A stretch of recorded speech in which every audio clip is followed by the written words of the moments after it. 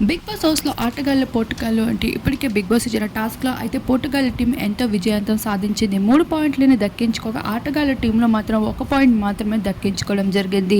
ఇలా ఫైనల్ టాస్క్‌లో అయితే పోటుగాళ్ళ టీంలో ఒకరు కెప్టెన్సీ కంటెండర్‌కి ముందుకు వెళ్ళబోతున్నారు.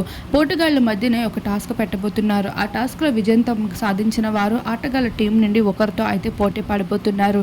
ఇందులో కెప్టెన్సీ కంటెండర్‌గా ఉన్న పల్లవి ప్రశాంత్ సంచాలకుడిగా వ్యవహరిస్తున్నారు. మరొక వైపు చూసుకున్నట్లు అయితే అమర్దీప్ సైతం తన ఆట తీరు ఏమాత్రం బాలేదన్న వారందరికీ గట్టిగా ఇచ్చి పడేస్తూ కనిపిస్తున్నాడు. మరోవైపు తనలో తన కాన్ఫిడెన్స్ లెవెల్స్ పూర్తిగా కోల్పోవడంతో నెటిజన్స్ సైతం అమర్దీప్కి మద్దతు పలుకుతున్నారు. ఓట్ల వర్షం కురిపిస్తున్నారు. పల్లవి ప్రశాంత్కి ఏమాత్రం తీసిపడేయకుండా అమర్దీప్ సైతం మంచి ఫామ్లో అయితే కనిపించడం జరుగుతుంది. ఎవరైతే పల్లవి ప్రశాంత్ కెప్టెన్గా పోవాలనుకున్నారో వారే మరొకసారి కెప్టెన్సీ బ్యాండ్ తీసేశాక తన పైన సింపతి చూపించడం మొదలుపెట్టేశారు. బౌలర్ ఏకంగా తన కోసం మేడ్ చేస్తూ కనిపించేశారు.